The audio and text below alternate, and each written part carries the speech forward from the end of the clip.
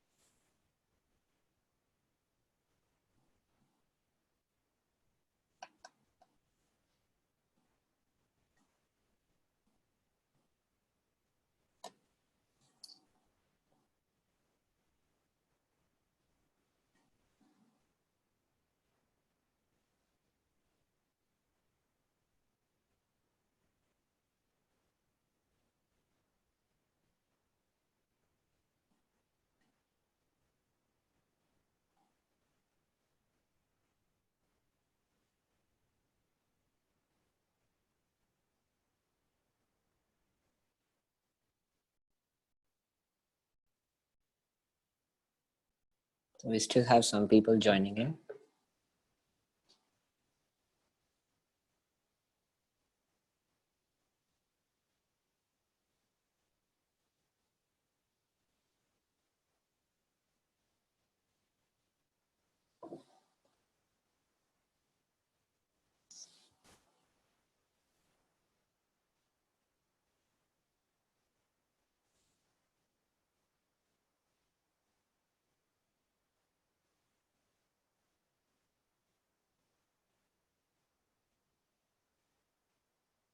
Okay. So thank you everyone for joining the webinar today. I'm Saurabh Taluja. I'm the head of admissions with Hayden Reynott, and with me is Mr. John Egrickson. He's the director for Johnson and Wales University. For the people who are attending this webinar for the first time, I'd just like to give you a little background about Hayden and Reynott. So Hayden Reynott is a study abroad company, and we are the official counselors for 14 plus schools across India. As a study abroad partner, we have been able to integrate the study abroad programs, and we have not just been able to launch, we have been able to implement the programs and integrate the same with the school curriculums. Apart from above, we have also been focusing with our students on profile building process. So this is happening with the students who are coming to us during grade 10th, grade 11th. And for the master students also, we have contributed to their profile building process where they have joined us during the second and third year of their bachelor's. In the past, we have done webinars on profile building, pre-application process, MBBS abroad, and we have got very, very good responses. But of late, we have also got a lot of queries from the parents as well as the students, wherein they have shown a lot of concerns regarding the COVID situation. So the students have been like really apprehensive about taking the procedures forward. They have been apprehensive about whether to accept the offers, how many universities they should apply. So with all these queries coming up, we thought of planning this webinar, and we have somebody like John who has, I thank John to be part of this seminar because he'll be able to address, give you a university perspective on this. Just to brief you up on the flow of the webinar, you all will be muted during the session. And in case you have any questions related to anything that we are communicating, you can put your questions on the Q&A session, Q&A section or the chat box. After the webinar, you will be able to ask questions individually, wherein we will be unmuting each and everybody. And then you'll be able to ask the questions what related to the presentation or any other query you have related to the study abroad process. Yes. So let's begin with the webinar. So the current webinar is related to impact of COVID-19 on study abroad programs. So the first step, so in the current intake, we have been able to get close to 100 plus offers for our students who were looking forward to join the fall 2020 intake across US, UK, Canada, Australia. And while we were actually helping the students with the applications and helping them with their accommodations, with everything, we were also getting a lot of questions whether they should join the university right now or they should join in the later intakes. So in certain situations, some of the students have gone ahead and taken the offer, but there have been multiple factors which have come into the picture, wherein students either deferred their plan or they took the plan forward, and there were various factors which were influencing this decision. So the major factor of offer deferment has been obviously the COVID situation. But to avoid this offer deferment, what we have been able to do with a lot of students is we were always advising the students on a multi-country approach. Now, how this multi-country approach actually helped the students in many ways is that when students had offers from multiple cities or rather multiple countries, what they could do was they could actually ensure that they can choose which city is actually safe for them to go, or rather with which country is actually safe for them to go. This actually ensured for a lot of students that they are not losing an year, or probably when they're looking at an international education, they're actually getting that exposure. Because we do understand that a lot of universities are going online in terms of offering the programs, but at the same time, as a student, we want to experience the culture, we want to experience the campus, which is why we have been able to actually advise a lot of students in terms of taking the universities or taking the countries where the situations are favorable for the students. In some of the cases, we are also assisting the students in deferring or kind of reapplying them to various countries or various universities. So some of the students who have already received offers from some particular location, they don't want to take it forward. So we are actually assisting them with the fresh applications to different countries or different universities where the situations are favorable. So there have been either offer deferments or there have been acceptance of offers from the places where the situations are adequate for the students. Yes, we have, with lockdown situations coming up, we have also seen a lot of financial situations coming up from the students. So a lot of students came to us and told us that probably they won't be able to sponsor the education this year, which is why we actually were not just helping them with re-application, we were also helping them with scholarships or getting some finances in place. So the financial situation had two major impacts. Either the students were looking forward to defer the offer to next year so that their financial situation becomes better and they are able to take the education forward next year. Alternately, we have also given some options of scholarships. We have also given them some suggestions on the universities where the cost of education is not very high, and then they can actually explore those universities as a transfer process or through a fresh application process. We have also seen a lot of changes in the economic scenario, especially in the post-study work visa situation.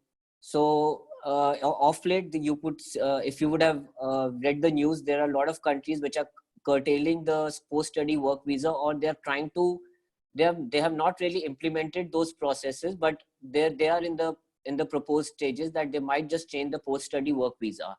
Now, we do understand that we are assisting the students for the quality education, and definitely that's the primary concern as a counselor and for the student also to take the cases forward. But then every student is actually looking forward to an international exposure in terms of the job situations also. So we have been able to advise the students not just from the university perspective, but we are also advising the students in terms of how the economic scenarios are favorable for certain students depending on the type of streams that they are taking up. So for example, if a student is looking at a biotechnology or genetics or microbiology or medicine programs or any engineering programs, we are suggesting the countries where the job scenarios or the economic scenarios are favorable, and students will be able to take advantage of the international education that they're getting. We are again reinforcing that the first and the primary focus is definitely the quality education, but then this also comes up as one of the important criteria from a lot of students. So we are definitely advising students to take up the places which are more favorable for them for their future plans. So this is sort of a scenario which we are actually observing for the students who are coming to us right now for deferring, or who have already got the admissions offer and have just given their 12th exams or their final year exams. Now there are students who are also coming to us in their early ages or who are looking at future intakes, wherein we are advising the students on multiple perspectives just so that they're able to get their plan very, very clear with their future fall 2021 intake. So fall 2021 intake is the September intake, which starts after final year of bachelor's or after grade 12th, which is next year September intake. So when a student is coming to us to target any September intake or the February intake, we are actually advising the students on multiple parameters. So one of the parameters definitely that we are considering is making them understand about the country scenarios again. So now when a student comes to us with a particular course plan, or we are getting a query like, okay, I'm looking for a certain country or a certain course, we are actually giving a lot of in-depth view to the students about the courses and the universities in sync with it. This is very, very important from two perspectives. It actually enables the student to understand the curriculum, and at the same time, it also widens the approach in terms of adding more countries to the pool of universities that we are targeting. So in this process, when a student comes to us, we are just ensuring that they are actually choosing the right country and the right place, taking into account the future plan, taking into account the COVID situation, and ensuring that they're having multiple offers in hand and not just following a single plan at the end of the day. So this will actually keep their future plans secured, and they will always be able to explore after getting the offers which place they should go for. Of late, we have also seen a lot of changes in the standardized test dates, and which is why a lot of new situations have come up. So we have seen GRE test going online. We have also seen GMAT test going online.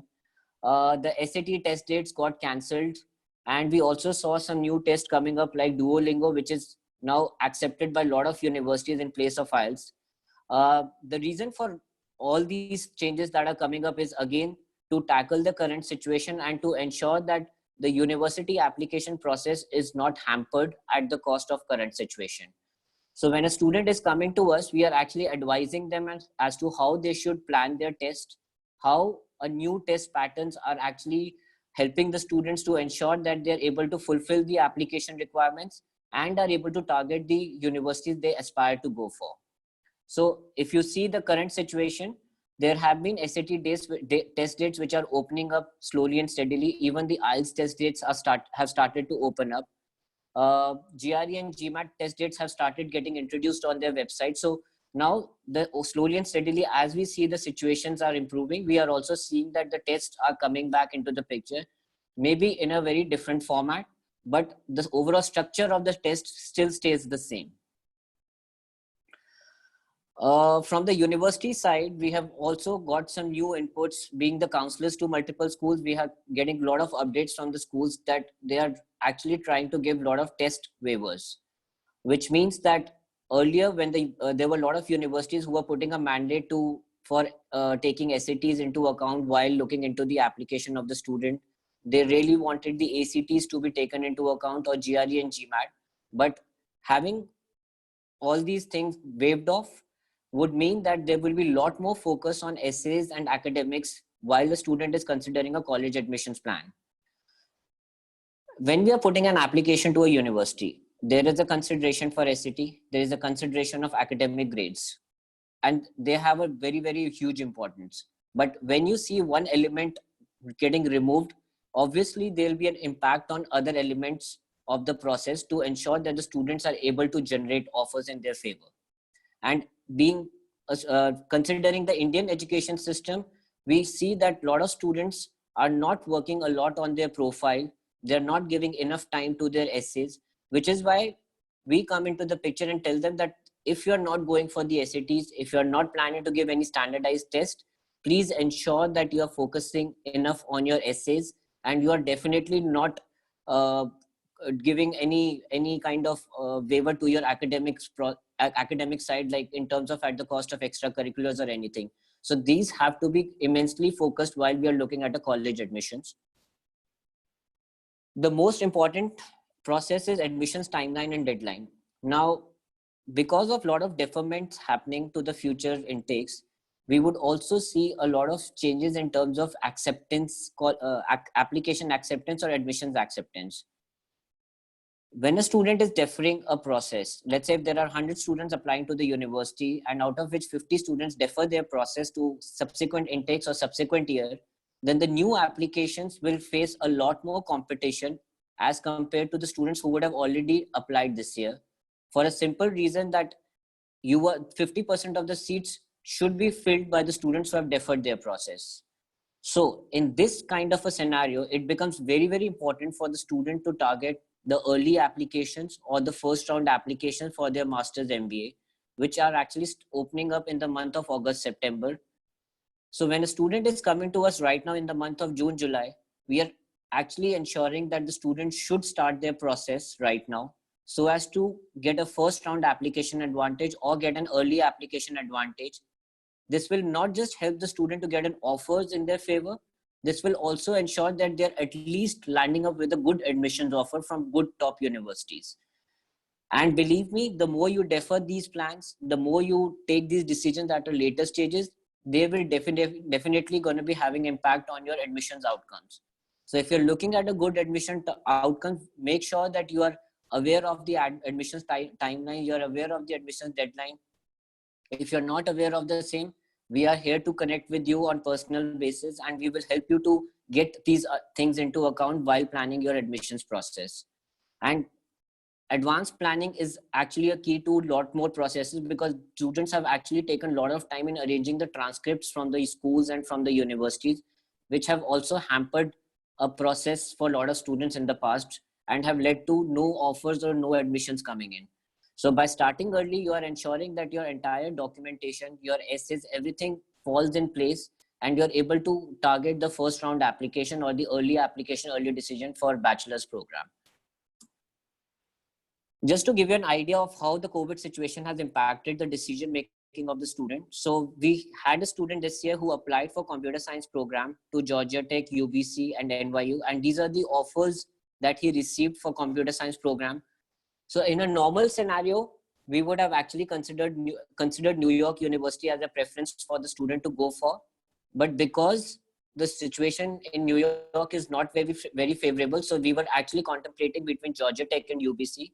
And at the end of the day, student ended up selecting Georgia Tech for a simple reason that Atlanta is a little less affected, and he's also getting a top university for computer science for his future plan.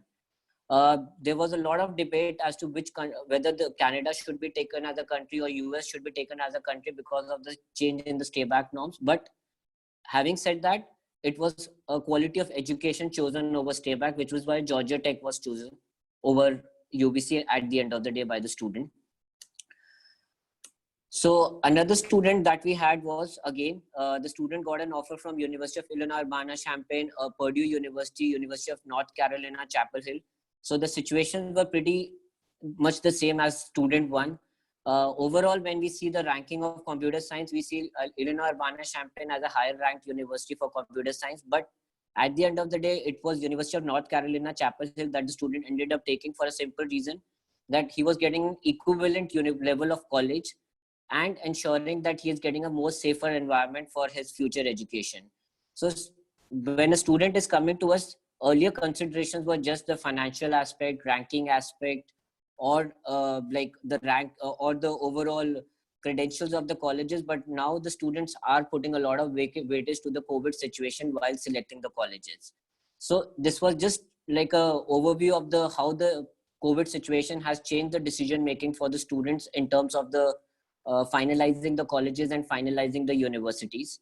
And this is where, when we step in as a counselor, or when our team actually is assisting the student, we are actually ensuring that this understanding is going to the student, and student is able to take the decisions at the time of selecting the colleges accordingly.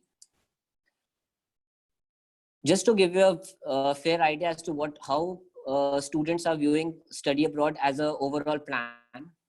So these are the facts which we have been able to collate from various online sources.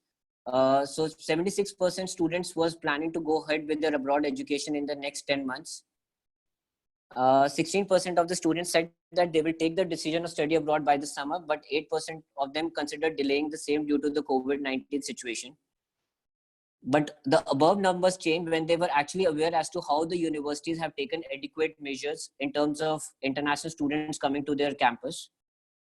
So we saw 25% of the students who weren't aware of the contingency measures taken by the university. We made them aware of the same as to blended learning options being taken up by the university, and then they started taking more favorable decisions of going abroad for their studies.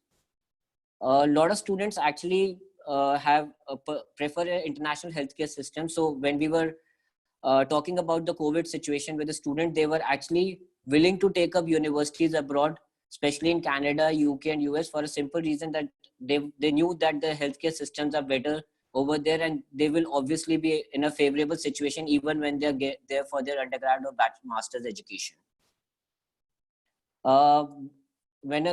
In a general scenario, when a student is approaching to us, we still see that UK, Canada, and US are still the preferred destination for a lot of Indian students who are looking forward for abroad education. And this is followed by Australia, Germany, and France as one of the preferred destinations. How we are helping the students in terms of taking the decisions for abroad? We are ensuring that when an applicant is coming to us, we are just not giving an overview to the application process. We are actually ensuring that we are giving a very, very intensive and exhaustive view to the student as to how the situations are and how they can plan the process. We are also making the student understand the we are also making the student understand the courses, the countries, the finances, and how the future financial factor can have an impact on their future plans. So with respect to the profile of the candidate, every profile is a customized profile which is seen from a different perspective. So the students come up with a lot of additional requirements as to what will happen after they are passed out from the college, what will be the impact of a particular course being studied from a certain country. So we are ensuring that we are doing a proper research on the profile of the candidate and linking the same with all the aspects of the admissions process. There is a proper separate document which is prepared for every student. So this document is a very, very customized document in which we lay down the timeline. We lay down the entire academics, the test prep plan, and everything is taken into account while we are preparing the overall plan, the admissions plan for the student. A separate mentor is assigned to the student who is guiding the student on weekly basis or fortnightly basis. So in this case, we have people who are actually associated with the students for different processes. So there's the separate editor who will be working on the editing of the document. There'll be an admission consultant who will be guiding the students on the college list or the indicative list of colleges. So there are different people joining at different stages to assess the student on weekly basis or monthly basis. Mostly with respect to all the profile building work, we are encouraging students that they should come to us during grade 10th or grade 11th or during the early years of their bachelor's program, so as to get maximum advantages on their application process or their admissions outcome. So this is the overall process in which how we are helping the students. So just to give you a university perspective as to how university will look at this process, we have John with us. So John will take over this presentation forward and will give you a view as to how he has been viewing the applications, the new students who are applying to Johnson & Wales or the students who have already applied. John, I'll be playing a preview of the video. Just a minute.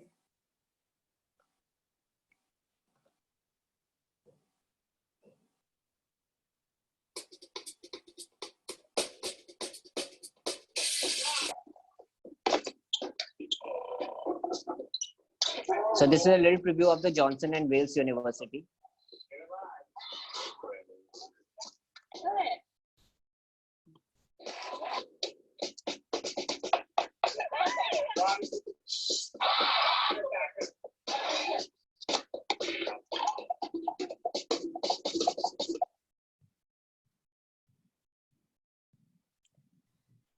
So hi, John. So you can, so we have Mr. John. Thank you very much. Thank you for that wonderful presotation and introduction to the services that your organization provides. The best way to know if a school is right for you is asking other students. As soon as To help, you know, with this process. The people that you meet in college will be your friends forever. Just a minute. Hey, how's it going? Not making me think about it. Is this from my side? I think so, Saurabh. I think so. Just a minute. Johnson & Wales has a very unique campus, and like we have a very unique community. Sorry. Yeah. You can go ahead. Must have been some of the feedback from the YouTube that you just played. So Sure. I appreciate that introduction. It's interesting times right now across the world as far as COVID is concerned. And I like to tell students, from the outset that choosing a university really is about fit. And it becomes even more important when there are challenges that arise at the university. Such as with COVID, when our university closed in March, we had to move quickly to make sure our international students were safe, had a place to go. And if they couldn't get home because flights were canceled to fly to many countries around the world quickly, we continue to house our international students. We in the US have a strong healthcare system, and you have to really look deeply at the impact of COVID in certain regions of the United States.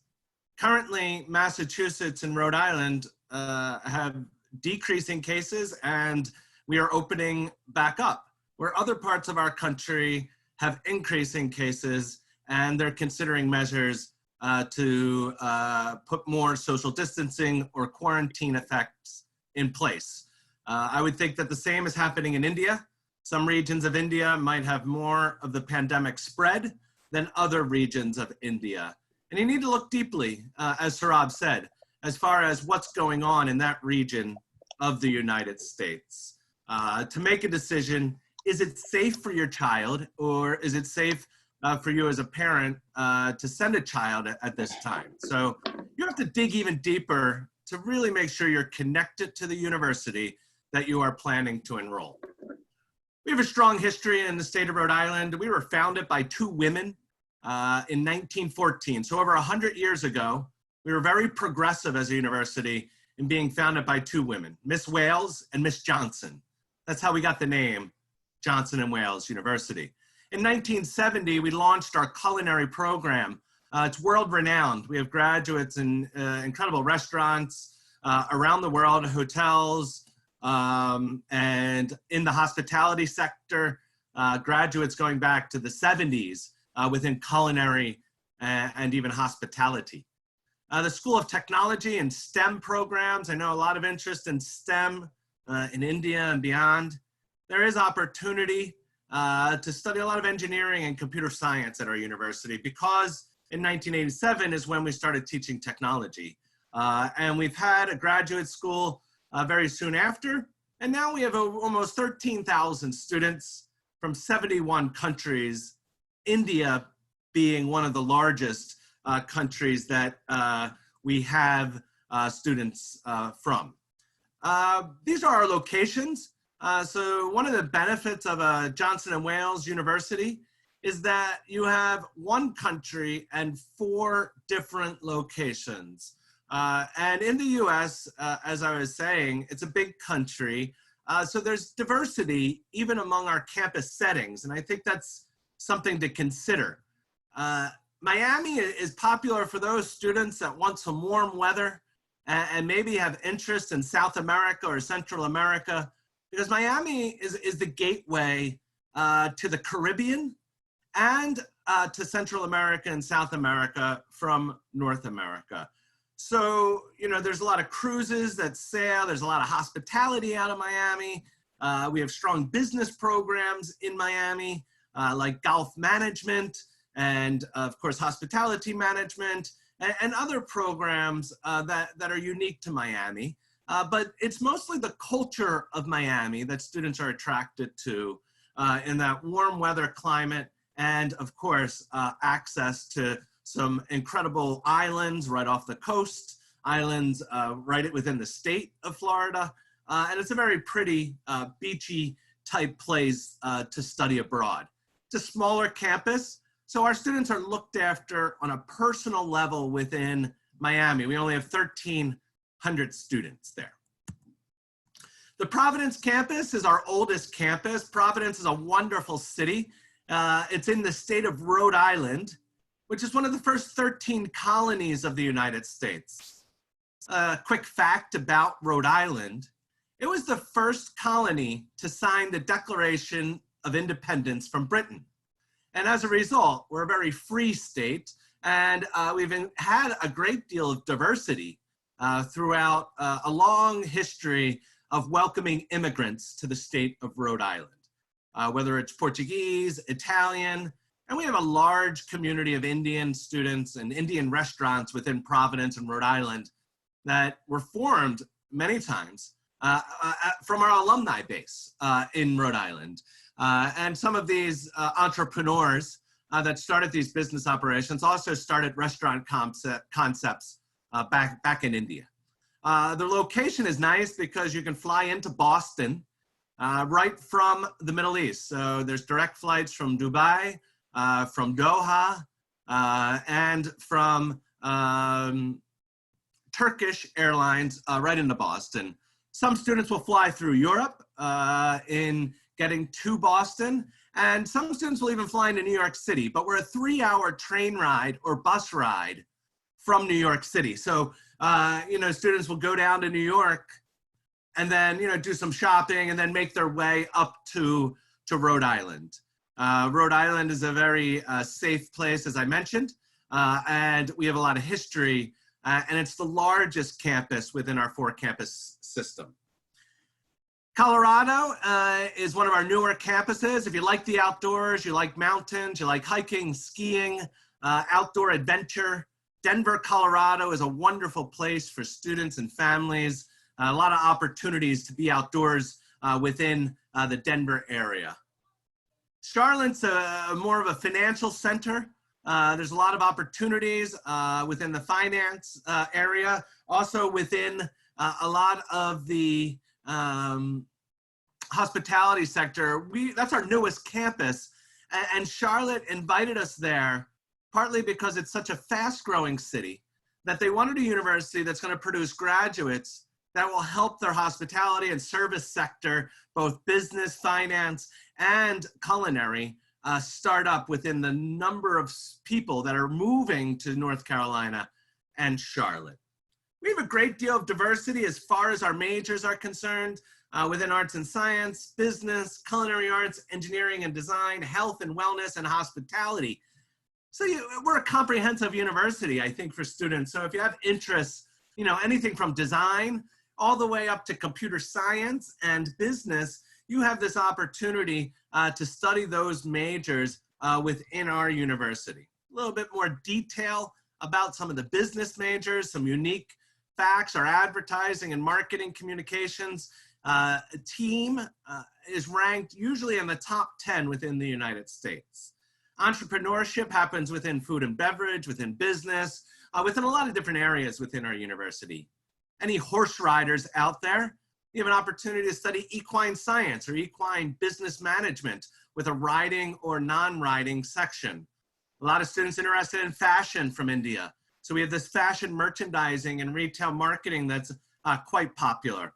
International business is also pretty important nowadays with all the changes and fluid opportunities within business and changing opportunities in business and corporate pathways and operations management type, logistics type work that's constantly changing, especially during this COVID crisis that's really come about.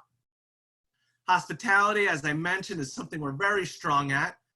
Some new majors there, of course, is golf management and sports entertainment event management. In Rhode Island, we have a partnership with the Boston Bruins and Boston Celtics, and we develop the food, the menu for that stadium. I know the IPL within India is expanding. There's a lot of opportunity to go to outdoor matches for cricket and soccer or football, as they call it everywhere else in the world. And in India, it's growing. So maybe this sports entertainment event management is something of interest there and might fill a need with such growth within that sports entertainment sector within the country of India. Culinary arts is we have kitchens, full-fledged restaurants on all of our campuses where students will get practical experiences. You hear a lot about work, and Saurabh mentioned opportunities to work after graduation. Those you might hear a lot in the news currently, but there's a lot of still, the laws have not changed as far as OPT and CPT and gaining work experience for a student in our country. All of our academic, most, if not all, of our academic programs have an internship built in. So we build work experience into every program. We started over 100 years ago as a work development type university. We were helping secretaries soon after World War I get jobs in the US. So we've maintained this ethos of work and work experience as being integral to a student and a student getting a good career. So we build internships into not only our culinary arts program, but even our engineering and design.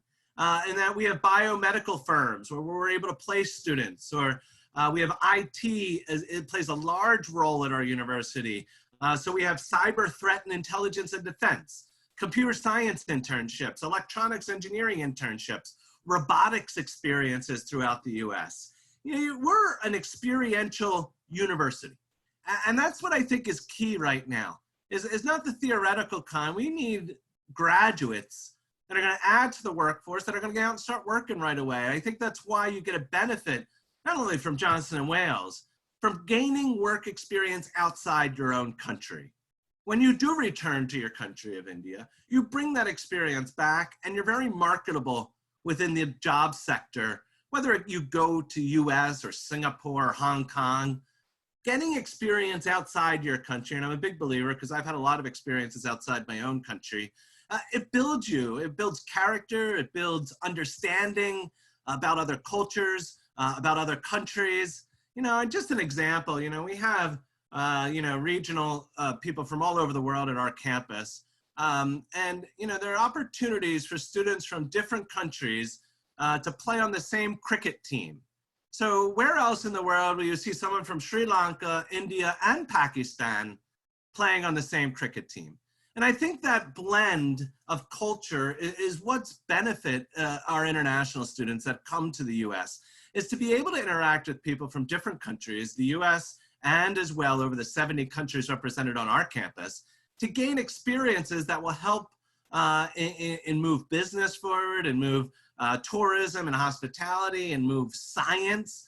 You know, a lot of our entrepreneurs and those that start businesses in our country come from the Indian diaspora and add to our culture and add to our economies. And through our graduate studies programs and mostly our undergraduate programs, students have the opportunity to gain work experience through co-op and internships, through career planning opportunities, resume development, internships, and opportunities to really get either an associate, a bachelor, or an MBA through our degree programs. You start right in your major. You don't have to wait until you're a senior to start taking major specific courses.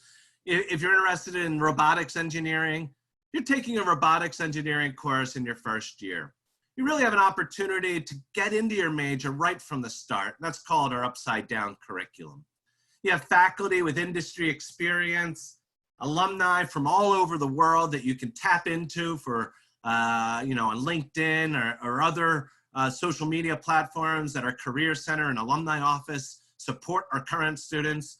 The mentorship that happens amongst our faculty and alumni on our campus is is a very special part of our educational experience. And I think students will have opportunities to really gain, you know, quite a strong experience overall when it comes to the various, you know, countries that are represented. And, you know, I think this is a good time to take that question. You know, we have so many different students represented, you know, from all over the world on our campus.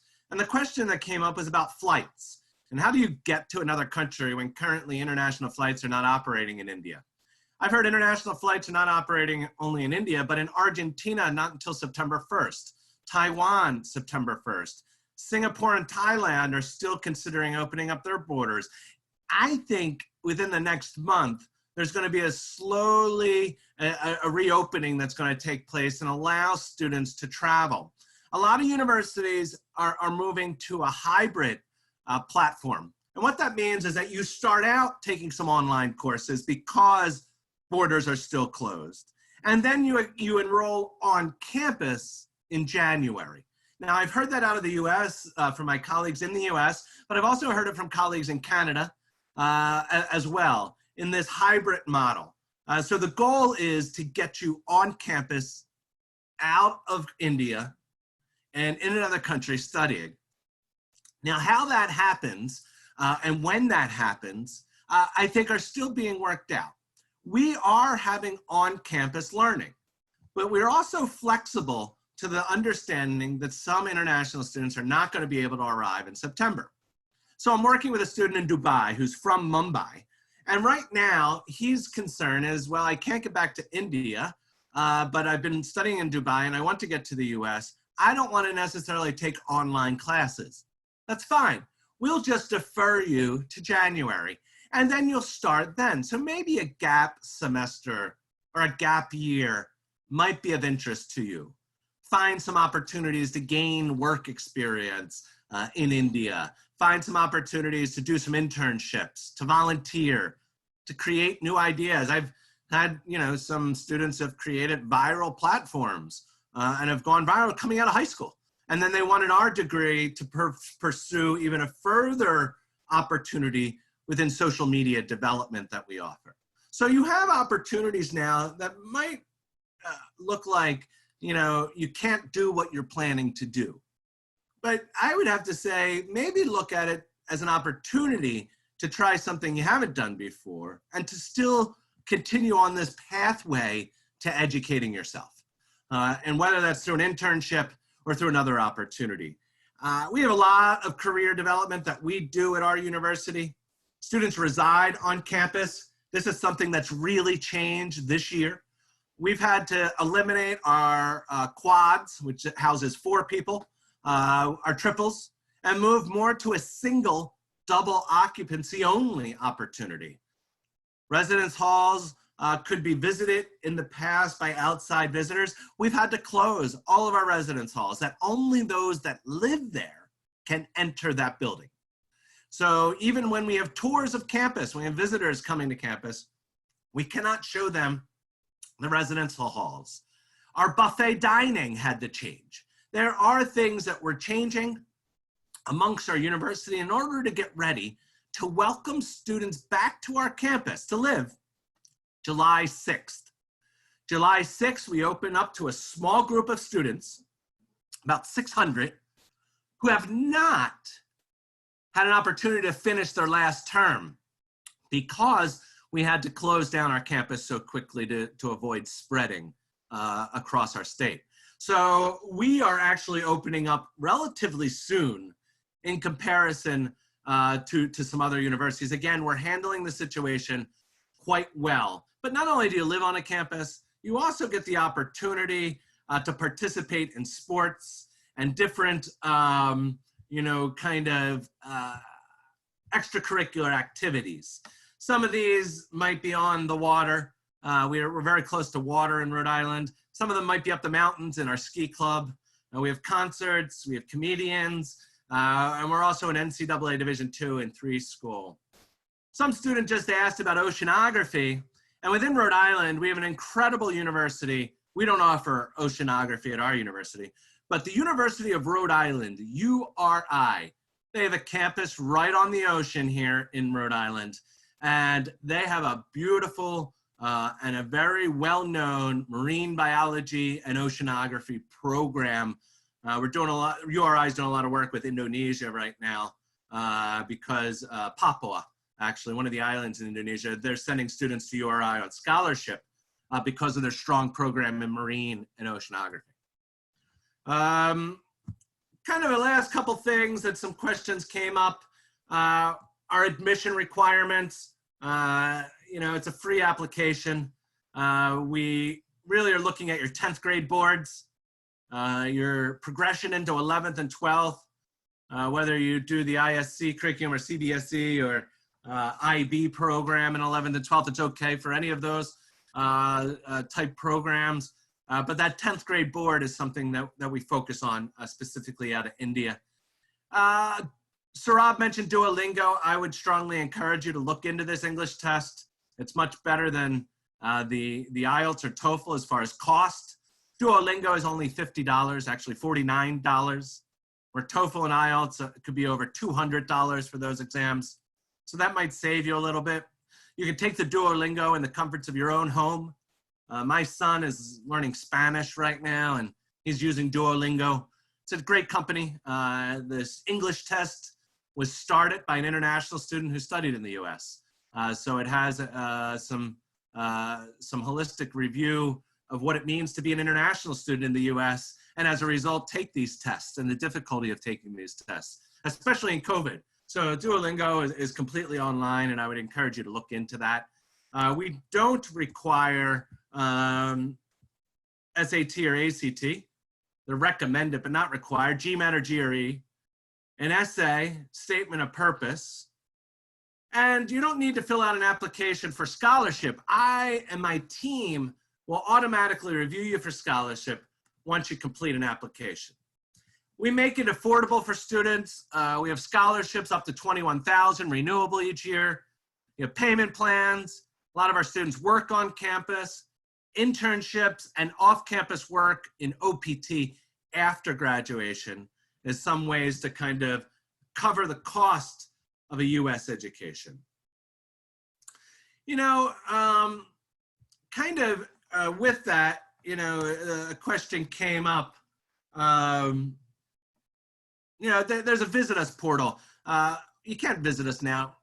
Currently, the borders in India are closed. I know this. But I would go ahead and take a look at our virtual tours. We have virtual experiences. One of the questions earlier is how do we connect with universities? You know, we're all out there. We're all doing online. We're all working from home right now. So, you know, it's easy to search a website and find us. You know, find us, reach out to us, and we'll be able to provide you with a great resource in Saurabh. He will open doors and find you and connect you with universities around the world, not just in the United States. And so he's a resource, and the company, of course, as a resource, as your counselors will help you with this. We do help the visa process, you know, so when it comes to immigration documents, I'm an immigration officer for my university. I'm very well versed in concerns. Right now, this is our biggest concern. When will embassies get staffed? And when will US embassies start the student visa process again? We're petitioning our government on a regular basis to open up these embassies overseas. You know, it's happening in a lot of different ways. I've written to my senators. We're able to do this and really be proactive. Some embassies around the world are opening sooner than others. Some embassies in India will open up sooner than other embassies in other parts of India. So, you know, I think this visa process is probably something to really pay attention to and work with Saurabh and his team in trying to understand. That kind of ends my formal part of the presentation. I'm here for Q&A, and Saurabh is on as well. If you have Q&As, now's the time to type in some of those questions to us. One of the questions was about biology. You know, bio is a broad field in the US. I mean, you have currently a lot of work being done in biological research right now, and trying to figure out COVID and trying to figure out other pandemics that might come. So that's one aspect of bio, the research end. The other is the medical performing end and being a medical doctor. That's a challenging route. There's some schools, some medical schools that don't even allow international students in the US. So you really have to be careful about what universities are willing to accept, like the state medical schools in the US, the public medical schools don't have international students. One of my colleagues works at Creighton University, and I know that those that study pre-med at Creighton can go on and have the opportunity to study at their medical school. But international students that don't study pre-med at Creighton, they're not given preference. So you need to look at these opportunities, and biomedical engineering is open. I would think the only bio is really broad. It's really open to, I don't know of any bands that happen within biology for international students. You know, it's kind of reading a little bit into your question, but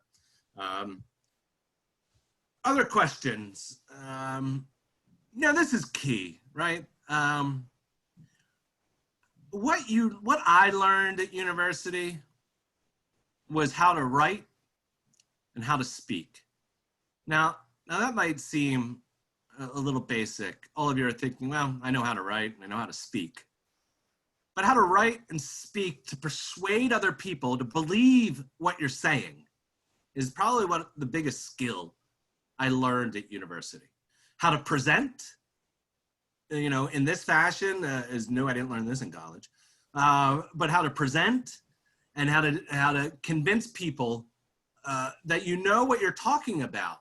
Now, you need to have some knowledge, of course, but you also need to have a well-rounded education. So the question is, what is the potential course to gain access to a job market? And I think universities change regularly. So 5 years ago, we did not have a cyber threat and intelligence major. Now we do. So universities have to adapt. And I had someone ask me a long time ago, say, you know, who are your customers as a university? And our customers are industry, are the companies that are going to hire our students. A lot of people say, oh, students right away, but actually we need to make sure that we're giving companies our best graduates and well-trained graduates so that there are more opportunities for future students. And that, I think, is what a university will provide. Will provide access to the job market. But now what major? I mean, I have a hard time answering that question without knowing the background of a student and knowing what their interests are. It's a lot easier to study something you like.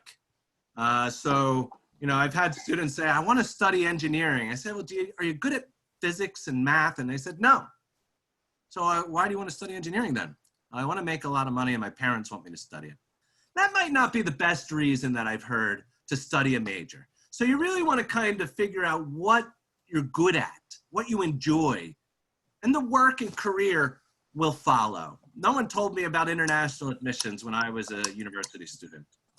I found it through being passionate about culture and other people.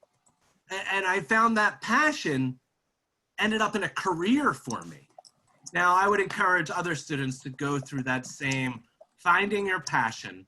And what they say, if you find your passion, you'll never work a day in your life because you're excited about the work you do. So hopefully I've been able to answer that question in some regards in access to the job market. We do have co-op, we call it internships, but when it comes to internships, you know, they're very embedded within our curriculum. So that could be considered a co-op. So we have co-op and internships. I want to kind of just pause here to see if Saurabh or anyone else might want to contribute to some of these questions coming in. Sure. So actually I was answering the question while you were actually talking. Thank you, John. Thank you very much for taking out time for today's webinar and definitely enlightening the students with a lot more information and giving a university view with respect to the current situation. And with respect to the students or the parents who are present on the webinar, if anybody has, though we have been answering questions on the chat box, but yeah, if anybody has any questions in person, you can raise your hand and I can allow that person to talk and you can ask the question in person. One question I have here I'll cover is, you know, we're mostly focused on the academic background of the student. So the certificates and awards are not as important. I think if you're going to list them, then I would submit some sort of resume rather than the award themselves. You know, put together a little resume or a list of achievements. And the Common Application does allow you this, to put some achievements that you've made. But we don't need the actual copies of the awards from the admission. So yeah, John, we have one student. Yeah. Hi, Shan. You have to unmute yourself to talk. Yeah, hi. I just wanted to ask one thing, like, which is your best course in your universities? Like, you have so many universities in all over US. So which course would you recommend is the best, which are offering good jobs in abroad? It's a great question. I would probably say, Ishan, that our hospitality program is the most well-respected and well-known around the world, probably because our alumni base that have studied that degree for over 20, 30 years, they're now, running hotels. For example, the CEO of the Sahara Star in Mumbai is a graduate of Johnson & Wales University. So we have alumni that are running, major hotels, major offices, major tourist and hospitality sectors around the world, from the Middle East to the Caribbean to East Asia. We have a name within hospitality. So I would think that that college, our College of Hospitality, and as a result, culinary arts, because food is a big part of hospitality. So we do have a very good name for ourselves in those majors. But if somebody is from a science background and who's not interested in hospitality, then in that case, which is the other option you're having? Our computer science and electronics engineering and robotics engineering would probably be the top 3 science, very on the technology IT. For example, our lead IT expert is on the news all the time because of different malwares and attacks that happen constantly nowadays, right? That universities are training leaders to prevent future, hacking and security issues with companies, because everything's online now, right? That you need those, and computer science, I think, is probably, getting back to the question that was asked previously, might be probably where we need in the world the most employees or the most opportunities I see in the next 5 to 10 years are in the computer science field. Okay. And if somebody is thinking of journalism as a second option, then what do you consider? Like, which all universities of yours would be offering? One of the strong universities in our region for journalism is a school by the name of Emerson out of Boston. They have an incredible journalism school. We do have an advertising and communications program. It's more on the social media marketing end of it than mass media. If you're looking for mass media, I'd probably advise maybe Emerson or even Syracuse University or even URI in Rhode Island. As far as opportunities and strong journalism, because journalism, mass media is one area of communications. The other is more on the advertising, marketing end of things. They're kind of different in some regards as far as the career avenues that a student might seek. But sometimes students will just start out in a general communication program before they specify whether it's mass media or advertising, I guess would be one way to look at that. Yeah, thank you so much. Oh, you're welcome. Yeah. Anybody? I saw a few hands being raised. So anybody? Yeah. Sorry.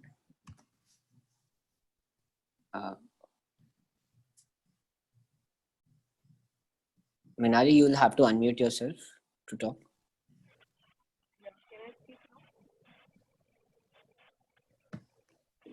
Hello. Yeah, Minali, you are not audible. Can you please be a little louder? Am I audible now? It's light. It's a little less, but I can kind of hear you. Yeah. Actually, wanted to understand if if I'm looking out for an opportunity for my son in case if he wants to go for an MS or an MBA in your in the university, and what are the opportunities for electronics and communication person who's into engineering? Yeah, certainly. Now the question is more graduate or undergraduate for your child, and with that, I think a lot of times parents need to consider a couple factors for whether you send a child overseas, right? Maturity, and I would think the ability to kind of overcome some challenges.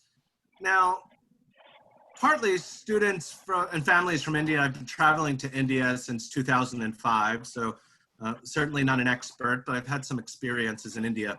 That children, the things are done for the children quite well, right?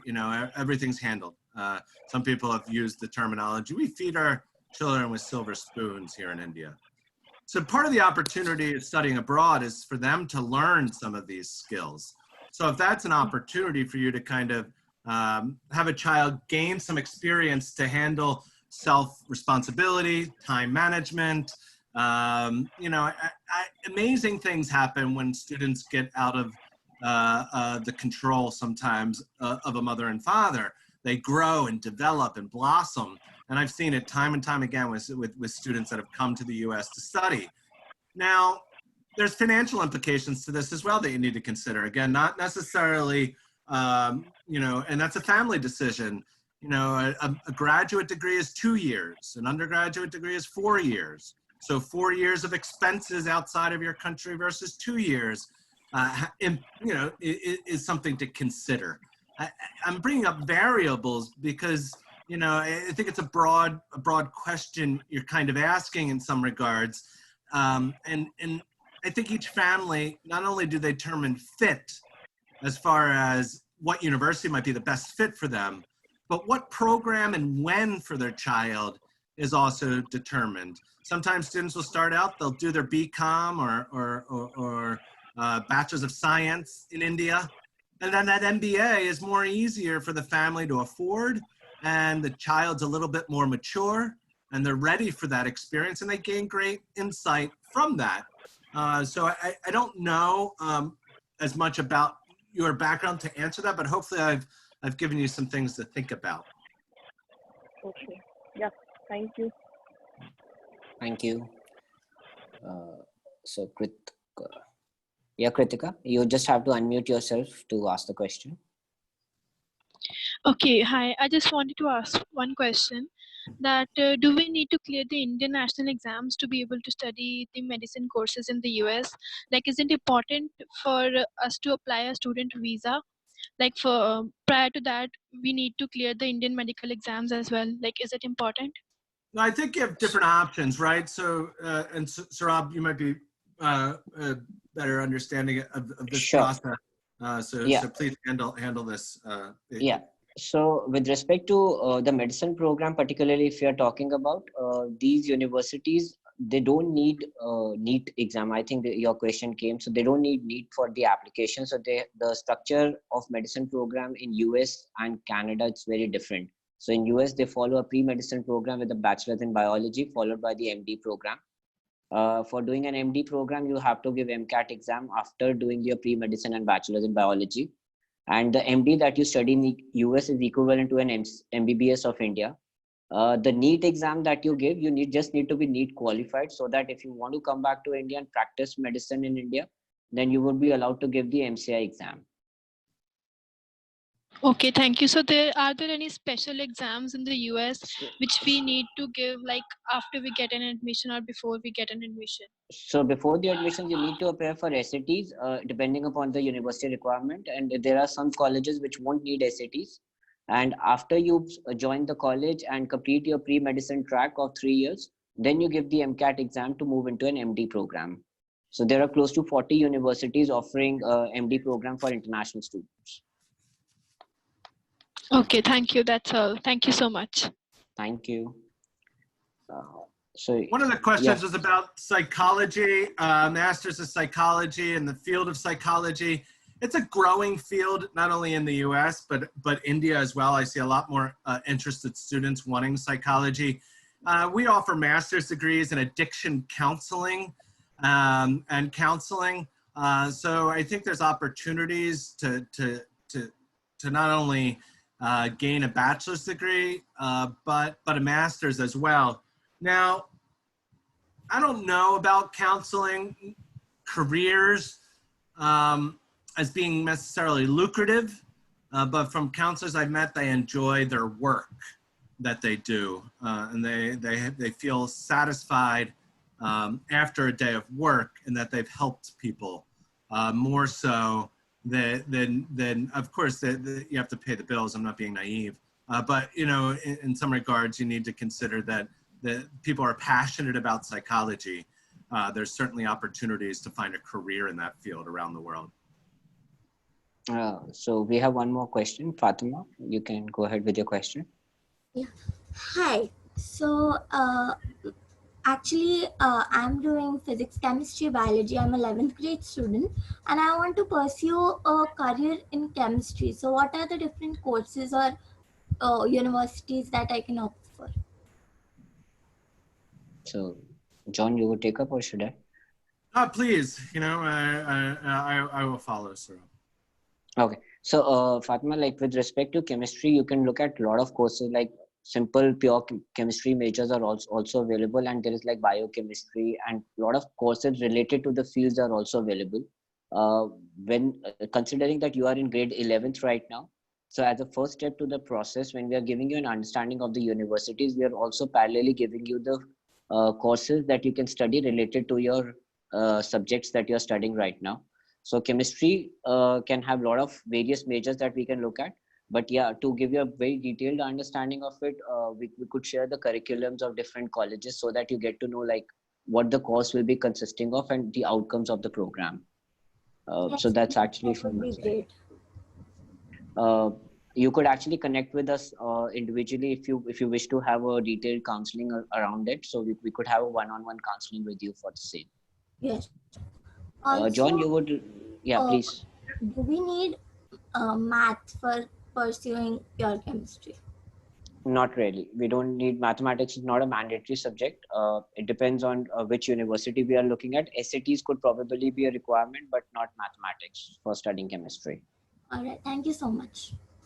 John, you would like to add something? Yeah, on that, my brother was a chemistry major, and you know, when he graduated, he was developing rocket fuel, right? So for a company here in the U.S. So he had there's a lot of research and laboratory opportunities in chemistry. So if you like research, if you like trying to figure out answers to things, you know, that's certainly there. There's also pharmacy. Which you know, some students are more on the chemical drug end of things and trying to support, you know, better health or chemistry with that. So chemistry is a broad field, like Saurabh mentioned. There's a lot of different opportunities.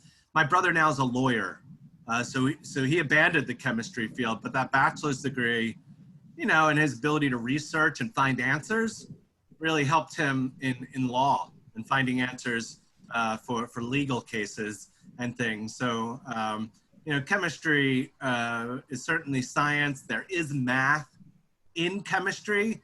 So if you don't like math, there are chemistry, and I'll think, I was a biology major and I had to take 4 courses in chemistry.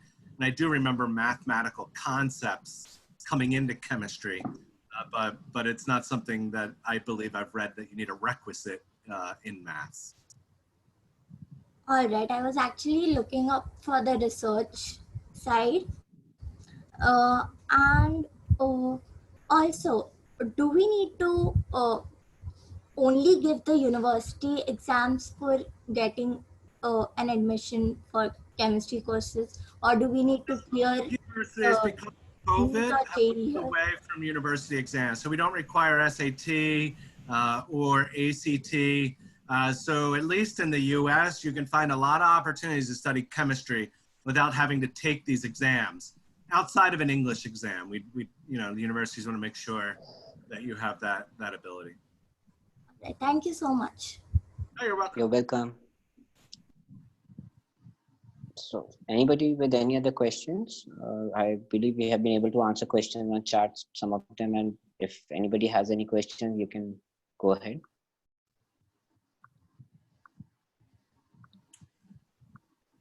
I like South Korea. I think it's a great country. They have some spicy food. You know, for an Indian palate, it might be a good choice. As far as universities, there are US universities that have satellite campuses in South Korea. Now, I don't know if they're mostly made up of South Korean students, but I know George Mason out of Virginia is based in South Korea. I know there are a couple other campuses that are, it's near the airport in Seoul. But, you know, South Korean universities for a Korean student are pretty challenging and difficult to gain access to. But the international programs in Korea, I haven't heard to be as competitive or difficult to get into. So Harsh, you will have to unmute yourself to ask the question. You are muted right now.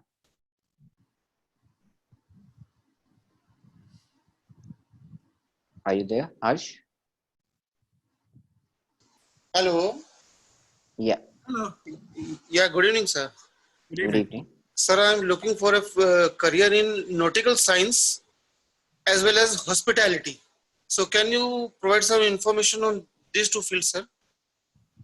What was the first field you mentioned before hospitality, Harsh? Nautical science, sir, in marine engineering. Marine, yeah. Well, we do have, you know, it's interesting because within Rhode Island, our small little state, we do have that marine science, marine technology offered at the State University of Rhode Island, but they don't have hospitality. So that's probably a unique school that you might have to find that would be able to offer both. But you could start at a university in Rhode Island, say the University of Rhode Island in marine science, and take hospitality courses at our university. And means You can start with your marine science, and then if you decide later, marine technology, get into hospitality in the postgraduate level. and sir, some information on hospitality as a different field, not connected with marine engineering. Well, we have Separately. cruise management. Pardon, sir? Cruise management. No, if I don't want to link it with marine engineering and hospitality as a different field, separately, purely on Correct. hospitality. Our engineering programs are only robotics engineering, electronics engineering, and biomedical engineering. We only have 3. We don't have any marine engineering courses. And hospitalities are separately as a Correct. separate course, sir. Correct.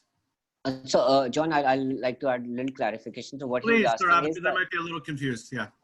yeah. So what he's asking is that if he's not looking at marine and only looking at hospitality at your university, only hospitality program, then what is the scope? And he just wants to know about hospitality as an independent program without connecting it with marine.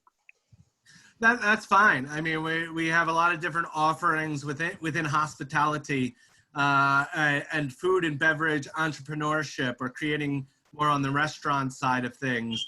Hotel and restaurant management is also another focused area. Adventure sport is also another focused area within hospitality. Hospitality is a broad field. We have hospitality graduates that go and work for the Big 4 accounting firms, because those Big 4 accounting firms are having events and receptions and big hospitality events that they need hospitality graduates to work for them. So hospitality is a growing field, and certainly something that students have a diverse offering within hospitality. Okay, thanks a lot. Oh, thank you, Harsh. Anybody has any other questions from me or John?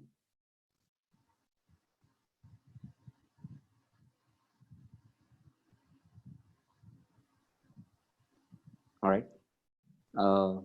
So I think we have answered most of the questions on Q&A, and personally also John has been able to answer most of the questions. Thank you, John, once again for giving us your valuable time for this particular webinar. And in case anybody has any questions related to any particular university or any program, you can reach out to us at Hayden and Reynott, admissions@hayden.com. We can also provide you the number. We have our numbers on the website, which is 9810322507, and our website is also listed. If you have any questions from John, you can still drop an email to us, and we can help you to get some clarification related to Johnson and Wales University. So if anybody is looking forward to take up this college for their master's, MBA, or bachelor's degree, feel free to reach out to us, and we'll get your questions answered.